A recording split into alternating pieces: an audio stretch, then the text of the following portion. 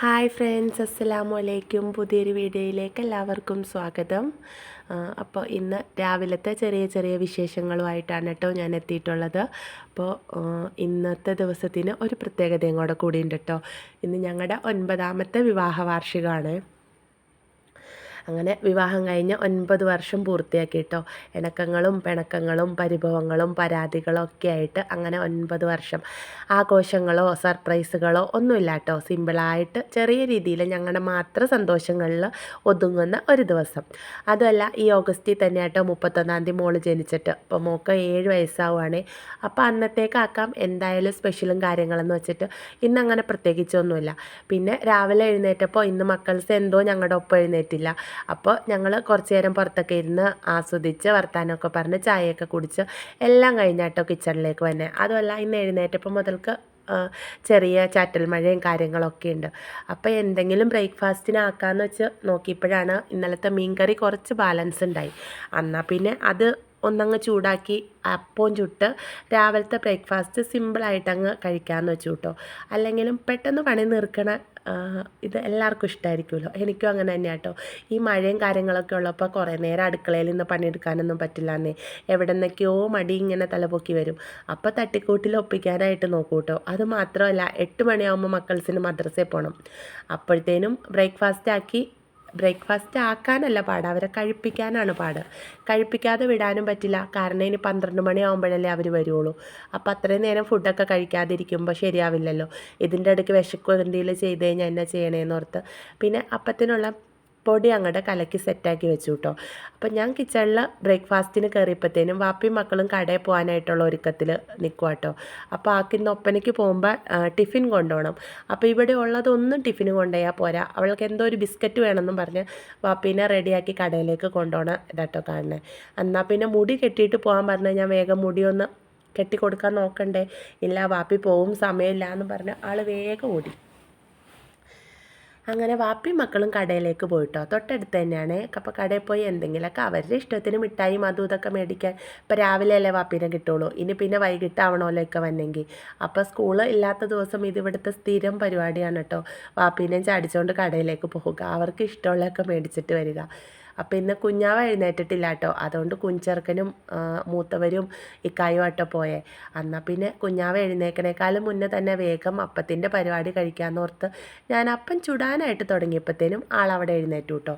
അപ്പോൾ വേഗം തന്നെ പോയി എടുത്ത്. ഇല്ലെങ്കിൽ ഒന്നുകിൽ കട്ടിലേന്ന് ഇറങ്ങാൻ നോക്കും, ഇല്ലെങ്കിൽ പിന്നെ വാശിയെടുത്ത് കരയും കേട്ടോ. കരഞ്ഞു തുടങ്ങി കഴിഞ്ഞാൽ പിന്നെ വലിയ പാടാണ്. എൻ്റെ 4 മക്കളിൽ ഏറ്റവും വാശിയും ദേഷ്യവും ഇവക്കാണ് കേട്ടോ. വാശി എന്ന് വെച്ച് കഴിഞ്ഞാൽ കരച്ചിൽ തുടങ്ങിയാൽ പിന്നെ നിർത്തില്ല. അതുപോലെ തന്നെ പിന്നെ വേറെ ആരുടെയും കയ്യിൽ പോകാൻ കൂട്ടാക്കില്ല. പിന്നെ രാവിലെ തന്നെ അങ്ങനെ വാശി അടുപ്പിച്ച് കഴിഞ്ഞാൽ എൻ്റെ പണികളെല്ലാം അവിടെ പെൻഡിങ് ആവും. ഇവർ പോയി കഴിഞ്ഞ് കഴിയുമ്പോൾ പിന്നെ മക്കൾസിനെയും കൊണ്ട് തന്നെ ഇതെല്ലാം കൂടെ ചെയ്യുക എന്ന് പറഞ്ഞാൽ ഭയങ്കര ബുദ്ധിമുട്ടാണ് കേട്ടോ. അത് മാത്രമല്ല, ഇന്ന് മൂത്തവർക്ക് നബിദിനത്തിൻ്റെ പരിപാടിയും കാര്യങ്ങളായതുകൊണ്ട് അവർക്ക് പ്രാക്ടീസും കാര്യങ്ങളും ഒക്കെ ഉണ്ടാവും. അതുകൊണ്ട് തന്നെ പകൽ അവരുണ്ടാവില്ല കേട്ടോ. അതും ഒരു ഇതാണ്. പിന്നെ എഴുന്നേറ്റ് വന്നപ്പോൾ മൂത്തവരെ കാണാത്തതിൻ്റെ നല്ല ബുദ്ധിമുട്ടാക്കുന്നുണ്ട് കേട്ടോ. അതിന് കൈ ചൂണ്ടി അവിടെ ഇവിടെയൊക്കെ ചോദിച്ചുകൊണ്ടിരിക്കുക. പിന്നെ എഴുന്നേറ്റ് വന്ന വഴി ഒരു ഗ്ലാസ് വെള്ളം ഞാൻ കൊടുക്കും കേട്ടോ. അപ്പോൾ അതിൽ ഒരു നുറുക്കൊക്കെ കുടിക്കുകയുള്ളൂ. അത് കുടിച്ച് പിന്നെ മുഖമൊക്കെ ഒന്ന് കഴുകിച്ച് കൂടെ ഇരുത്തി ഒന്ന് പൊന്നാരിച്ച് സെറ്റായതിന് ശേഷം കേട്ടോ ബ്രഷ് ചെയ്യാനും സ്നഗ്ഗിയൊക്കെ മാറ്റി മൂത്രമൊക്കെ ഒഴിക്കാനൊക്കെ കൊണ്ടുപോകുള്ളൂ. കാരണം അപ്പം തന്നെ കൊണ്ടുപോയിരുത്തിയാൽ ആൾ പിന്നെ വാശിയെടുത്ത് കരഞ്ഞുകൊണ്ടിരിക്കും, ഒന്നും ചെയ്യില്ല കേട്ടോ. അപ്പോൾ പിന്നെ വെറുതെ മൂഡ് കളയണ്ടല്ലോ എന്ന് ഓർത്ത് ഇച്ചിരി നേരം കയ്യിലൊക്കെ വെച്ചൊന്ന് പൊന്നാരിച്ച് സെറ്റാക്കിയിട്ടാട്ടോ ബാക്കി കാര്യങ്ങൾക്കൊക്കെ ഇത് ചെയ്യണേ. എന്നും നേരത്തെ എഴുന്നേക്കണതാ. ഇന്നെന്താണോ ആൾ ഇച്ചിരി നേരം ഒന്ന് ഉറങ്ങിപ്പോയി. അതുകൊണ്ട് ഒരുവിധം പണികളൊക്കെ അങ്ങോട്ട് ഒതുങ്ങി കേട്ടോ. പിന്നെ അതിൻ്റെ ഒപ്പം മീൻകറി ഒന്ന് ചൂടാക്കുന്നുണ്ട്, അപ്പം ചുട്ടെടുക്കുന്നുണ്ട് കേട്ടോ. അതിനിടയ്ക്ക് അവർ ഇത്താത്താനെയും ഇക്കാക്കാനെയും കുഞ്ചെറുക്കനെയും ഒക്കെ ചോദിച്ചുകൊണ്ട് കൈ ചൂണ്ടിക്കൊണ്ടിരിക്കുന്ന കേട്ടോ ഈ കാണുന്നത്. അവരെ കണ്ടില്ലെങ്കിൽ ആൾക്ക് ഭയങ്കര വിഷമം. അപ്പം പിന്നെ ഇച്ചിരി നേരം ഒന്ന് പൊന്നാരിച്ച് ഞാനൊന്നങ്ങ് തഞ്ചത്തിൽ നിർത്തിയിട്ടോ. ഇനി കരയിപ്പിക്കണ്ടല്ലോ എന്ന് ഓർത്തുകൊണ്ട് തന്നെ. അപ്പോൾ ഞാൻ മുന്നേ പറഞ്ഞായിരുന്നല്ലോ, ഇന്നപ്പോൾ ഞങ്ങളുടെ 9ാമത്തെ വിവാഹ വാർഷികമാണെന്ന്. മെയ്ഡ് ഫോർ ഈച്ച് അതർ എന്നൊന്നും പറയാൻ പറ്റില്ല കേട്ടോ. എൻ്റെ നേരെ ഓപ്പോസിറ്റ് സ്വഭാവമാട്ടോ ഇക്കാക്ക്. അതുപോലെ തന്നെ ഇക്കാടെ നേരെ ഓപ്പോസിറ്റ് സ്വഭാവമാണ് എനിക്കും. ഇപ്പോൾ ഇത്രയും വർഷത്തിൻ്റെ അടുക്ക് അങ്ങനെ സർപ്രൈസുകളൊന്നും ഞങ്ങൾ അങ്ങോട്ടും ഇങ്ങോട്ടും കൊടുത്തിട്ടില്ല. ഞാൻ എന്തെങ്കിലുമൊക്കെ പൈസയൊക്കെ ഇങ്ങനെ കൂട്ടി വെച്ച് ചിലപ്പോൾ ഷർട്ടൊക്കെ മേടിച്ച് അറിയാണ്ട് മേടിച്ച് കൊടുക്കും. പിന്നെ ഷൂവോ അത്തറ് അങ്ങനെയൊക്കെ ചെയ്യാറുണ്ട്. ഇക്ക എപ്പോഴും തന്നെ സർപ്രൈസ് എന്ന് പറഞ്ഞിട്ട് ഇപ്പോൾ എന്തെങ്കിലും ഒരു ഡ്രസ്സ് മേടിച്ചിട്ടുണ്ടെങ്കിൽ ബാ നമുക്ക് ഡ്രസ്സ് വാങ്ങാൻ പോകാം, അങ്ങനെയാണ് കേട്ടോ ഇക്ക. അങ്ങനെ സർപ്രൈസൊന്നും സൂക്ഷിക്കാൻ അറിയില്ല അതിന്. പക്ഷേ അതിനെയും കൊണ്ട് പറ്റുന്നത് എന്തോ അത് നമുക്കിടെ സന്തോഷത്തിന് തരാറുണ്ട്. അതിപ്പോൾ വെഡ്ഡിങ് ആനിവേഴ്സറിയുടെ അന്ന് തന്നെയെന്നൊന്നും ഇല്ല കേട്ടോ. അപ്പോൾ ഞങ്ങൾ പരസ്പരം പറയും എന്തിനാ വെറുതെ, അതിനായിട്ട് ഒരു ഇതൊന്നും ഇല്ല. പിന്നെ ഫസ്റ്റ് കല്യാണം കഴിഞ്ഞ ആദ്യത്തെ വെഡ്ഡിങ് ആനിവേഴ്സറിക്കൊക്കെ എനിക്ക് ഭയങ്കര ആഗ്രഹമായിരുന്നു കേട്ടോ. അയ്യോടാ സർപ്രൈസായിട്ട് ഒന്നും തന്നില്ലല്ലോ എന്നൊക്കെ. നമ്മൾ മറ്റുള്ളവരെ കാണുമല്ലോ, അപ്പം എല്ലാവരും ഇങ്ങനെ സ്റ്റാറ്റസൊക്കെ ഇടുമല്ലോ ഫസ്റ്റ് വെഡ്ഡിങ് ആനിവേഴ്സറി ഗിഫ്റ്റ് എന്നൊക്കെ പറഞ്ഞ്. അന്ന് എനിക്ക് ഭയങ്കര സങ്കടമായിരുന്നു കേട്ടോ. പിന്നെ അന്നത്തെ ആ ഒരു ചിന്താഗതിയും കാര്യങ്ങളും അല്ലല്ലോ ഇപ്പോൾ. നമ്മളതിൽ ഒത്തിരി മെച്ചുവേർഡായി, നമുക്ക് കുടുംബം കുട്ടികൾ കാര്യങ്ങളൊക്കെ വന്നപ്പോൾ ഇന്നിപ്പോൾ അതിലൊന്നും ഒരു കാര്യമില്ല എന്നറിയാം കേട്ടോ. അന്ന് ഞാൻ അതിന് വേണ്ടിയിട്ട് ഇക്കാടെ അടുത്ത് വഴക്കൊക്കെ ഇട്ടിട്ടുണ്ട് കേട്ടോ. നിങ്ങൾ മാത്രം ഫസ്റ്റ് വെഡ്ഡിങ് ആനിവേഴ്സറിക്ക് പോലും ഗിഫ്റ്റ് തരാത്ത ഒരാളുള്ളൂ എന്ന് പറഞ്ഞ് വഴക്കൊക്കെ ഇട്ടിട്ടുണ്ട്. ഇപ്പോൾ ഇടയ്ക്കൊക്കെ അത് പറഞ്ഞ് കളിയാക്കും കേട്ടോ. എങ്കിലും അങ്ങനെ വഴക്കുകളും കാര്യങ്ങളൊന്നുമില്ല കേട്ടോ. അതുപോലെ തന്നെ ഒരു സംഭവം ഞങ്ങളുടെ ലൈഫിലുണ്ടായിട്ടുണ്ട്. അപ്പോൾ എന്നെ കല്യാണം കഴിക്കുന്ന സമയത്തെന്ന് വെച്ചാൽ ഇക്ക അബ്രോഡ് ജോലി ചെയ്യുന്ന സമയം, അതായത് ബ്രൂണയിലായിരുന്നു കേട്ടോ. കല്യാണം കഴിഞ്ഞ ഒരു 1.5 മാസത്തിൻ്റെ ഉള്ളിലൊക്കെ തിരിച്ച് കയറിപ്പോയി. ആ സമയത്ത് നമുക്കങ്ങനെ ഹണിമൂൺ ട്രിപ്പോ അല്ലെങ്കിൽ ലോങ് ട്രിപ്പോ ഒന്നും പോയിട്ടില്ല കേട്ടോ.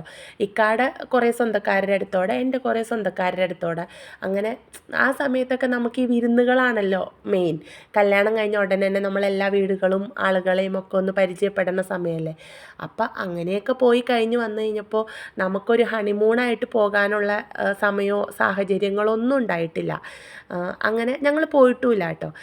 അപ്പോൾ എൻ്റെ കല്യാണം എൻ്റെ കൂട്ടുകാരുടെ കല്യാണം ഒക്കെ ഏകദേശം തലയാഴ്ചയും പിറ്റേയാഴ്ച അങ്ങനെയൊക്കെ ആയിരുന്നു. അപ്പോൾ എല്ലാവരും ഇങ്ങനെ സ്റ്റാറ്റസ് ഇടും കേട്ടോ, അവർ കാശ്മീർ പോണത് ഡൽഹി പോണതൊക്കെ. അപ്പം നമുക്കൊന്നും ഇല്ല കേട്ടോ സ്റ്റാറ്റസ് ഇടാൻ. ഇക്ക കയറിയും പോയില്ലേ, പിന്നെ നമ്മളെവിടെയാണ് പോണേ, നമ്മൾ തന്നെയുള്ളൂ. പിന്നെ എൻ്റെ സ്റ്റാറ്റസുകളിൽ ഫുള്ള് ഞാനും എൻ്റെ നാത്തൂൻ്റെ കൊച്ചുമായിരിക്കും കേട്ടോ. അവനായിരുന്നു എൻ്റെ ഏറ്റവും നല്ല കമ്പനി ഇക്ക പോയി കഴിഞ്ഞ് കഴിഞ്ഞപ്പോൾ. അത് കഴിഞ്ഞ് ഇക്ക പോയി ഒരു മാസത്തിൻ്റെ ഉള്ളിലാണെന്ന് തോന്നുന്നു ഞങ്ങളുടെ കോളേജിലെ ഈ സർട്ടിഫിക്കറ്റും കാര്യങ്ങളൊക്കെ ആയിട്ട് പോകേണ്ടി വന്നു കേട്ടോ. അപ്പം ഇങ്ങനെ കോളേജിൽ പോയി എല്ലാവരെയും കണ്ട് നമ്മളിങ്ങനെ ഭയങ്കര സന്തോഷത്തിൽ വർത്താനമൊക്കെ പറഞ്ഞ് നിൽക്കുക. അപ്പോൾ ഞങ്ങളുടെ മിസ് കേട്ടോ, മിസ്സും ഞങ്ങളെല്ലാവരും ഇങ്ങനെ കൂടി നിന്ന് വർത്താനം പറഞ്ഞുകൊണ്ടിരിക്കല്ലേ.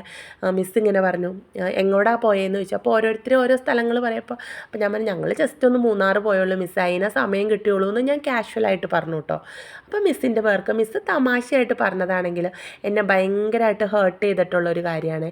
മിസ്സ് പറഞ്ഞു നീ മൂന്നാറെങ്കിലും പോയില്ലോ, ഞാനോർത്ത് കോതങ്കലം മൂവാറ്റുപുഴ പോയിട്ട് വരുന്ന ഓർത്തേന്ന് പറഞ്ഞു. പക്ഷേ മിസ്സ് എന്തുകൊണ്ടാണ് അങ്ങനെ അത് പറഞ്ഞതെന്ന് എനിക്ക് ഇന്നും അറിയില്ല കേട്ടോ. എനിക്ക് ഭയങ്കര വിഷമമായി. അപ്പോൾ കൂടെ നിന്ന് എല്ലാവരും ചിരിച്ചു കേട്ടോ. അപ്പം ഞാനത് ചിരിച്ച് വിട്ട് വീട്ടിലോട്ട് പോന്നു. പക്ഷേ അന്ന് പറഞ്ഞത് എനിക്ക് ഭയങ്കര വിഷമമായി പോയിട്ടോ. എന്തുകൊണ്ടാണ് മിസ്സ് പറഞ്ഞതെന്നറിയില്ല. പക്ഷേ ഇക്കാനോട് ഞാനതിങ്ങനെ പറഞ്ഞു, ഇങ്ങനെ എനിക്ക് ഭയങ്കര സങ്കടമായി പോയിക്കാ മിസ്സ് അങ്ങനെ പറഞ്ഞപ്പോഴേന്ന്. അത് കഴിഞ്ഞിട്ട് ഒരു വർഷം കഴിഞ്ഞ് മോളൊക്കെ ഉണ്ടായി. ഇക്ക അതേ അതിക്കായും മറന്നിട്ടില്ല എന്ന് തോന്നണു. ഇക്ക എന്നെ മൂന്നാറും കാശ്മീരും ഡൽഹിയും ഒന്നും അല്ലെങ്കിലും ബ്രൂണ വരെ കൊണ്ടുപോയി അവിടെ ഒക്കെ കാണിച്ച് നമ്മൾ ഫസ്റ്റ് ടൈം അങ്ങനെ വിമാനത്തിൽ കയറി ഒരു ഇന്ത്യക്ക് പുറത്തൊരു സ്ഥലത്ത് കൊണ്ടുപോയി കേട്ടോ. അതെനിക്കൊരു ഭയങ്കര സന്തോഷമാണ്. അപ്പോൾ ഞാൻ ഇപ്പോഴും അതിങ്ങനെ പറയാം, അന്ന് മിസ്സ് പറഞ്ഞപ്പോൾ എന്തോ ഒരു വിഷമമായിരുന്നു. പക്ഷേ അപ്പിക്കനോട് ചോദിക്കും അതിനെന്നാ ഞാൻ നിന്നെ കൊണ്ടുപോയില്ലേ. അല്ല, ഞാൻ എപ്പോഴും ഞങ്ങളുടെ വിവാഹത്തിൻ്റെ കാര്യം ആലോചിക്കുമ്പോൾ ഏറ്റവും വിഷമം ഉണ്ടാക്കിയേക്കണ ഒരു കാര്യം അതായതുകൊണ്ടാട്ടോ ഞാനിപ്പോൾ അതിവിടെ പറഞ്ഞത്. ഞാൻ അതൊക്കെ പോട്ടെ. അപ്പം ഇന്നിപ്പോൾ എന്തായാലും ഇക്കാക്ക് സർപ്രൈസ് ഒന്നുമല്ല, ഒരു സ്പെഷ്യൽ എന്തെങ്കിലും ആക്കണമെന്ന് വിചാരിച്ചു. അപ്പം എന്നും ചിക്കനും ഫിഷും ഒക്കെയല്ലേ, ഇന്നിപ്പോൾ അതിൽ നിന്നൊക്കെ ഒന്ന് മാറ്റി സോയയും കൊണ്ട് ഒരു ചെറിയ പെരട്ട് പോലെ റെഡിയാക്കി ഒപ്പം ഒരു കോക്കനട്ട് റൈസും റെഡിയാക്കാമെന്ന് വെച്ചു കേട്ടോ. ഇനി 31-ാം തീയതി എന്തായാലും മോക്കടെ ബർത്ത്ഡേക്ക് അവൾക്ക് ഇഷ്ടമുള്ള എന്തെങ്കിലും ഒരു സ്പെഷ്യൽ ആക്കണം. അപ്പോൾ അടുപ്പിച്ച് സ്പെഷ്യലുകൾ വേണ്ടല്ലോ, അന്ന് ഗ്രാൻഡാക്കാം, ഇന്ന് സിമ്പിളാക്കാമെന്ന് വെച്ചിട്ട് പെട്ടെന്ന് തന്നെ ഒരു സോയയുടെ പെരട്ടും ഒരു കോക്കനട്ട് റൈസും റെഡിയാക്കി വെച്ചു കേട്ടോ. മക്കൾസ് ഉറങ്ങിയ ഗ്യാപ്പിൽ റെഡിയാക്കി വേഗം വെച്ചതാണ്. അപ്പോൾ ഇനി വൈകിട്ട് ഇക്കായും മക്കൾസും ഒക്കെ ഒക്കെ തിരക്കൊക്കെ കഴിഞ്ഞ് വന്നു കഴിയുമ്പോൾ എല്ലാവരും കൂടി സന്തോഷമായിട്ട് കഴിക്കാമല്ലോ എന്നോർത്ത്. അപ്പോൾ എന്തായാലും സംഭവം അടിപൊളിയായിരുന്നു കേട്ടോ. എല്ലാവർക്കും നല്ല ഇഷ്ടപ്പെടുകയും ചെയ്തേ. അപ്പോൾ ഇതിൻ്റെ ഫുൾ റെസിപ്പി എന്തായാലും അടുത്തൊരു വീഡിയോയിൽ ഷെയർ ചെയ്യാം.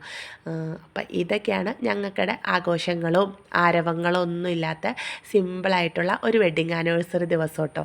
സന്തോഷമായിട്ട് കടന്നുപോയി. അപ്പോൾ വീഡിയോ ഇഷ്ടമായ ലൈക്ക് ചെയ്യാനും സബ്സ്ക്രൈബ് ചെയ്യാനും മറക്കല്ലേ. നിങ്ങളുടെ അഭിപ്രായങ്ങൾ കമൻ്റായിട്ടും അറിയിക്കണം കേട്ടോ. വീണ്ടും കാണാം. ബായ്.